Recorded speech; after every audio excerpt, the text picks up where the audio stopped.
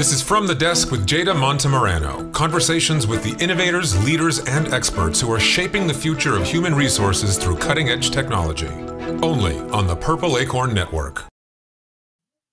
Welcome to From the Desk with me, Jada Montemarano, the podcast where we explore the world of HR. We discuss trends, hot topics, and dive into the tools that help organizations improve how they attract, retain, and support their people, while also sharing how job seekers can land the perfect role during this tumultuous time. So grab your coffee and let's get into it. This is From the Desk with Jada Montemarano, where we bring the hottest HR news from the desk right to you. And today's guest is someone who doesn't just work in HR, she's helping reshape the future of it.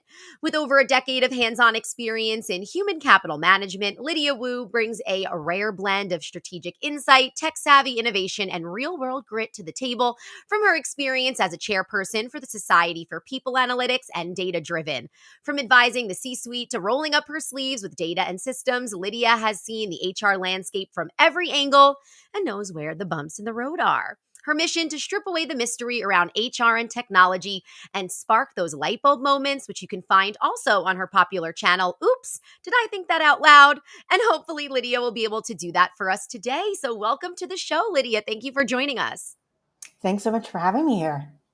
So you have been in the HR world now, like we said, for over a decade with your experience. There has been so many changes, even over just the last few years. So what is the biggest one you've seen recently? I think I know the answer, but gotta ask you. The biggest one I've seen recently, I'm going to give you a little modification on this one, is how much more rational and pragmatic people are becoming when it comes to applying HR or AI into HR practice. That's interesting because I thought you were just going to say HR in general. It's the big, AI in general, excuse me, because that's the big buzzword there. So you're seeing a transition into how people are welcoming it? For sure. So I've been tracking the movement of artificial intelligence in the HR space for about 5 or 6 years at this point. Started out as natural language processing. We saw that in a lot of survey tools. Then it went into the talent acquisition world. And about 2 years ago, plus minus, when ChatGPT kind of came across the horizon, if you will, all of HR kind of got crazy about AI all of a sudden. And throughout 23 and 24, what we saw was this like weird, irrational buying frenzy. It was almost like if you don't have AI, you're SOL at that point.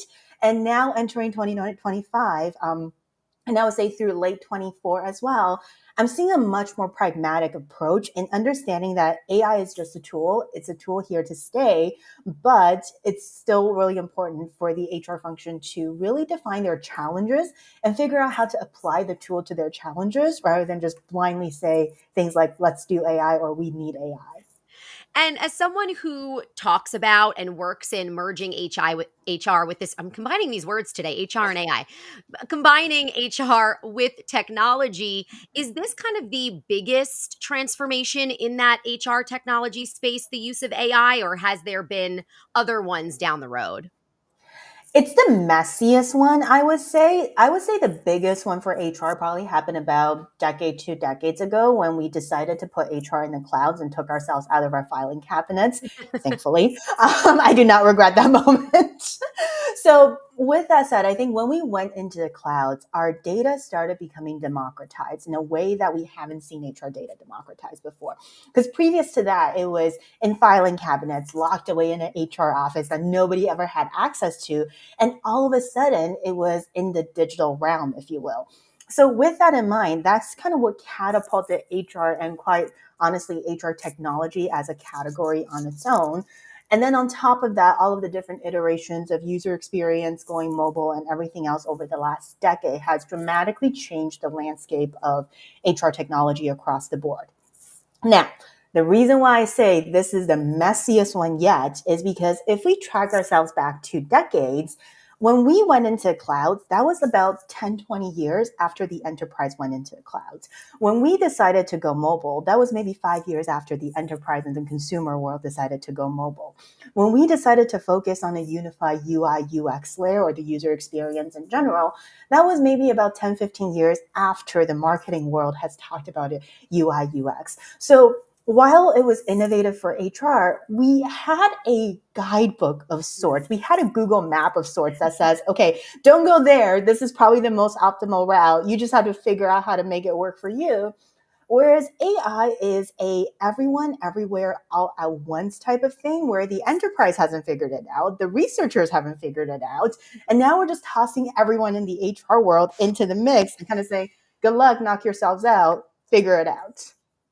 So, a lot of organizations or just people, like you said, struggle with new technology. But, like you mentioned, you're able to use your personal experience. Oh, I've used the internet, I've used the computer. Let's try this new technology. But with AI, a lot of us really don't use it in our day to day yet. So, how have you seen organizations, I'm assuming messily, like you said, kind of adapt HI? Oh, I keep doing that. AI, adapting AI into their everyday practice. How do organizations do that? Do they have to get teachers to come in? What have you been seeing? So the one thing I will always tell people when they tell me things like, "Oh, I don't know how to use AI. I don't use AI." I'm like, "Listen, if you ever gone to Teams, Zoom, or any of the web conferencing platforms and you turned on that beautification filter, I know you, I see you, I hear you, I am one of you. You have used AI. How the beautification filter works is through AI, essentially. So I think that sort of like kind of gets everyone a little more comfortable with the fact that it's already in their existing technology stack. Just because you don't call it AI doesn't mean that it's not there. I think organizations across the board, it's not so much about how do you plug AI into your platform or your systems. It's really going back to the basics of how do you change human nature and how do you change habits? And more importantly, how do you change habits in such a tumultuous time where there's a lot of things going topsy-turvy all over the place? So number one, I would say is looking at it from a broader lens of change management is where I see most organizations have success cases when it comes to adopting AI and understanding where to meet their employees. The second one I would say is taking it back to the basics. So I know lunch and learn sounds really, really cheesy and maybe a little bit tacky to a few folks out there. But one of, again, the most successful cases I've seen is when people do bring their teams together and talk about, hey, how did you use AI this week? Like, what did you do this week? And it's almost bringing a sense of comfort to the fact that, one, you're not the only person who doesn't know everything about what's going on in the world of AI, but two, also borrowing from the lessons of your peers of what they've done and what you can build on top of it, and slowly but surely building that comfort level. I think overall, though, I will say the crux to the challenge of pushing AI technology in the business world today really comes down to the eroding trust equation between employees and employers. And because of that, I would almost say that the challenge in driving AI adoption in the enterprise world may not just be a technology problem, but may fundamentally at its core be a trust issue that has to get overcome in the first place. Yeah, I agree with that. For me, at least, I'm a little scared of AI because of how it's marketed to us and how we're told how it's used. But when you explain it like that, the beauty filter is a version of it. It makes it a little bit better. So, do you think for people who are coming into the job market, it's probably the Gen Z generation, which has a lot of this technology already, do you recommend them practicing and using it and getting used to these technologies because it is the way of the future? Absolutely. I think it's not even just for the Gen Zs out there. It's really for everyone who is either in the workforce or just looking to explore technology a little bit more. It's about figuring out what your own tool stack is, right? If you go ask around, I'm sure you'll have friends who are X/Twitter people. You'll have friends who are Instagram people. You'll have friends who are TikTok people. And it's the platform that works for them. It's the same thing about AI. There's no better or worse, at least not yet, LLMs or platforms out there. It's just about which tool do you jive with better, which UX, UI do you prefer better, and things along those lines. And the more you experiment, the more comfortable it becomes to using that tool. And then you recently did write an article about ethical AI. So, can you describe your thoughts for people who may not have read it?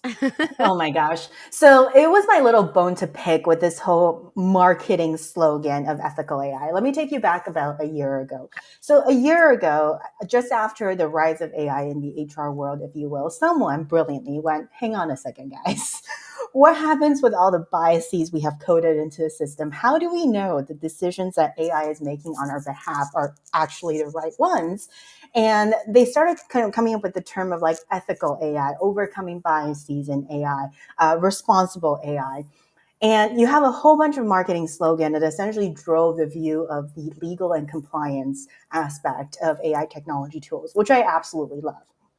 Now, for a good part of the last year, I was like, hang on a second, something isn't sitting right with me about making AI more ethical.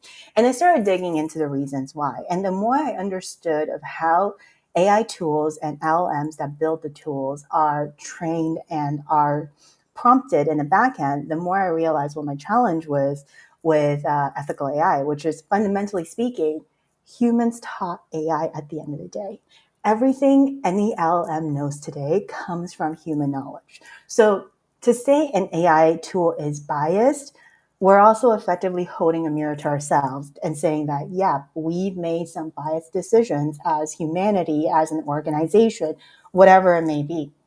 Now, we know we're not perfect, and what AI is doing is really just expediting a lot of these biases on a mass scale. So we're noticing patterns that we would have eventually noticed, but just haven't picked up historically.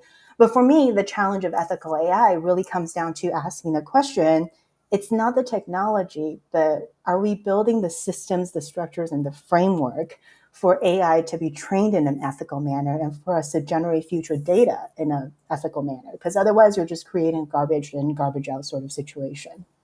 And have you found a way to do that yet? Or are these just your So thoughts for now? that was sort of part two of the research that I'm still working on. A lot of times, I think the short term frame is find a tool that will audit your AI tools and things like that, right? So making sure that on the audit of the AI technology that you're going to bring in, it's not showcasing biased results or things along those lines. But to me, that's like a one time stopgap because if at the moment of the audit, it's not biased, you can't guarantee that down the road, you're not going to override AI decisions in a biased manner and feed it further data that could increase exposure to biases and possibly unethical decisions down the road.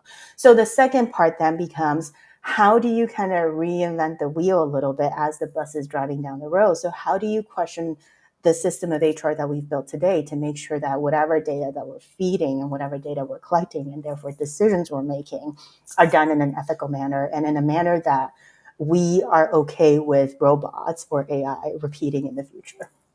And are there ways that companies themselves are able to look at that data and say, okay, maybe we need to change how they're doing this? Like, how does that work? I know it's a little bit inside baseball technology, but I'm interested.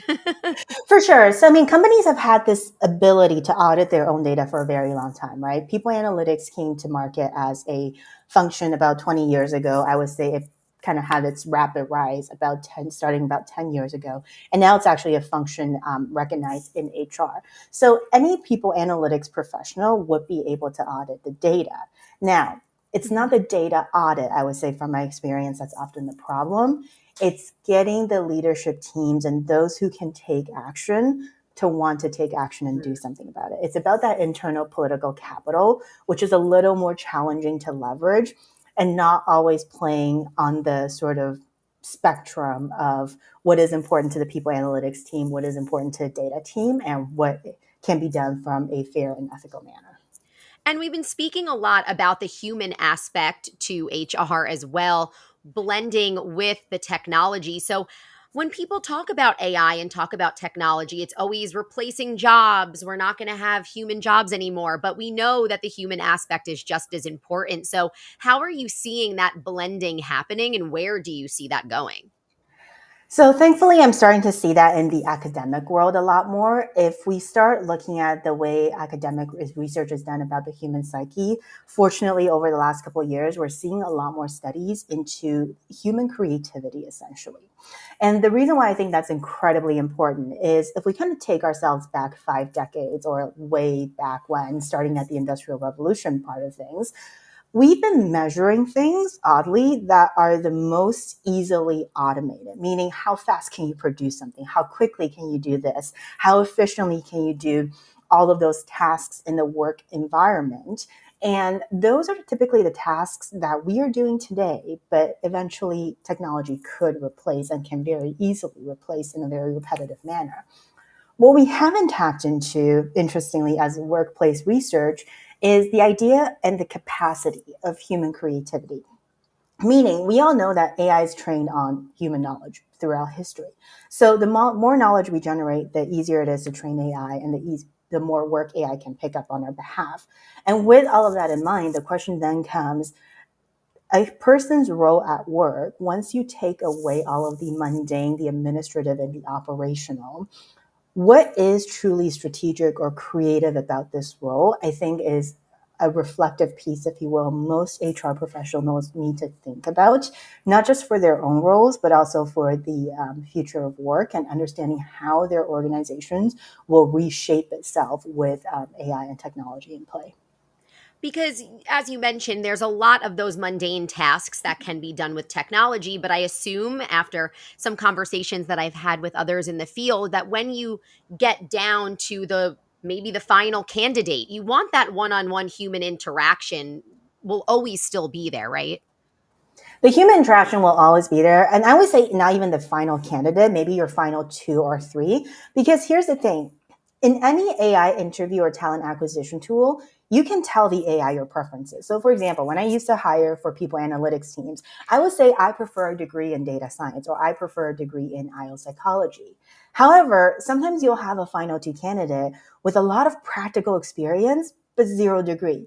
And when you set that as a filtering criteria with an AI tool or any sort of technology filtering tool, it gets a little interesting in terms of the potential candidates that can surface versus the candidates that you would have hired had you just had a conversation with all of them. And as we're talking about the changes in technology and just changes in the HR world, for anyone who is just starting out, maybe transitioning or looking into going into this field, what are maybe some of those top takeaways of what they should prepare themselves for or look for while entering this job? Because I feel like it has changed so much over the past few years. Incredibly so. So I would say, and keep in mind, I come from an analytics and technology background coming into HR, so my answers might be a little bit different.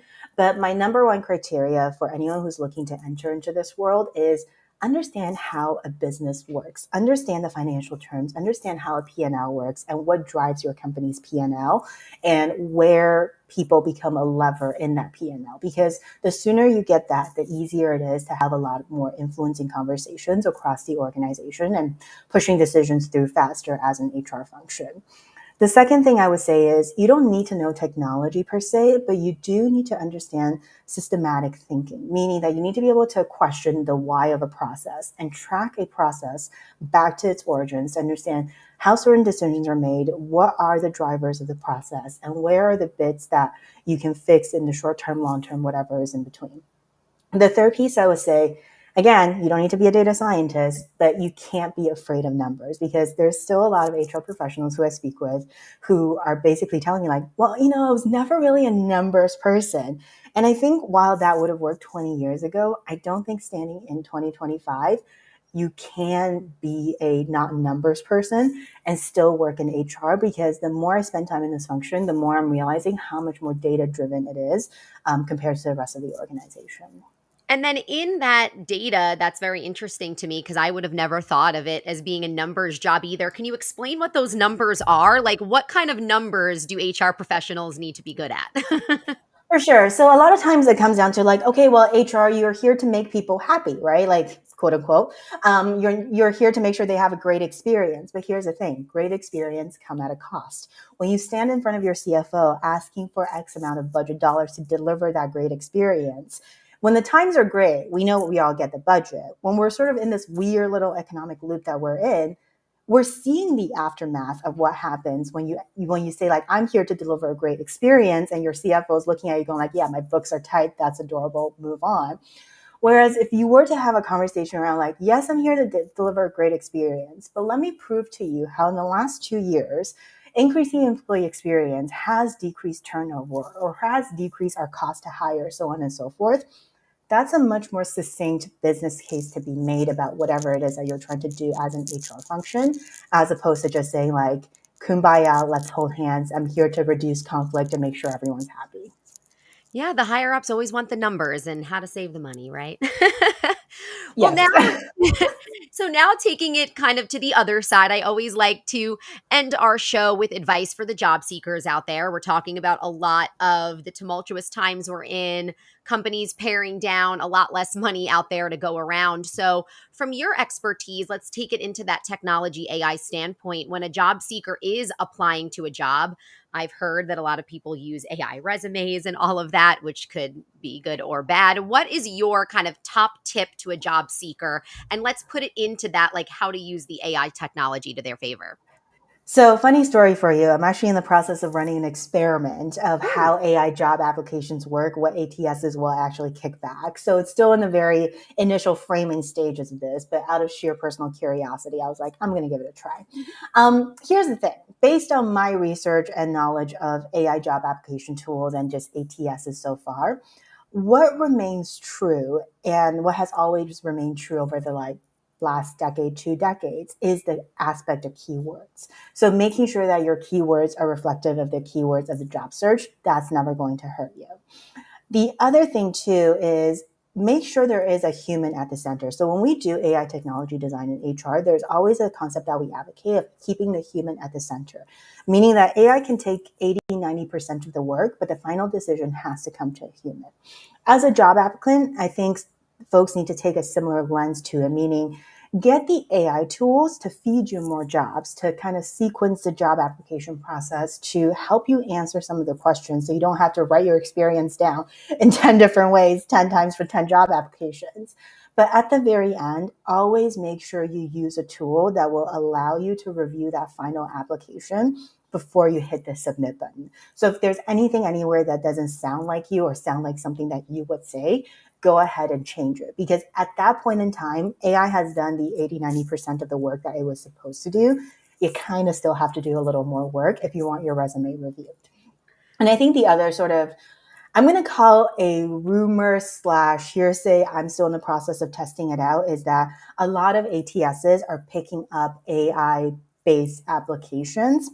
I'm not sure if they're picking up AI applications based on the fact that you're submitting it through a job board that is known for its AI platform, or if they're picking it up based on your answers that may not sound human. It's very likely the latter because AI verification technology has existed for a very long time in terms of how can you tell the difference between human speak and AI speak. And I think that's, again, putting the emphasis back to what I said earlier, which is make sure your answers sound like you before you hit the submit button. That's a great tip. And I've been seeing a lot on social media as well of like students using AI for their answers for homework or papers. And teachers are like, if you just added an extra 10 minutes of typing in a couple words, I probably wouldn't have noticed. So that's a great tip Yeah. for the job applications as well. Well, and here's just another tip for everyone out there, just as a little perk for listening to Yeah. this. If you're ever going to want to check to say, like, does my answer actually sound human? Winston AI is actually what I use to verify a lot of the content to kind of give me a percentage of how much of this sounds human, how much of this sounds AI, is it sourced appropriately, and all of that fun stuff. So just check your text against that before you hit the submit button, because there's a very high likelihood that if that tool flags it as AI driven, then whatever downstream ATS picks Hmm. up your application might flag it as AI driven as well. Well, that's a great tip. I'm going to remember that one for me as well. Well, thank you so much, Lydia, for joining the show today. This was such a great insight into the further world of AI, HR, HI, whatever I was saying before. Awesome. Thanks so much for having me here. Awesome. And thank you all for joining us. As always, you could catch us every Friday at 11 a.m. Pacific time. If you're hungry for other Purple Acorn shows, head to purpleacornnetwork.com and Purple Acorn on LinkedIn. See you next time on From the Desk with me, Jada.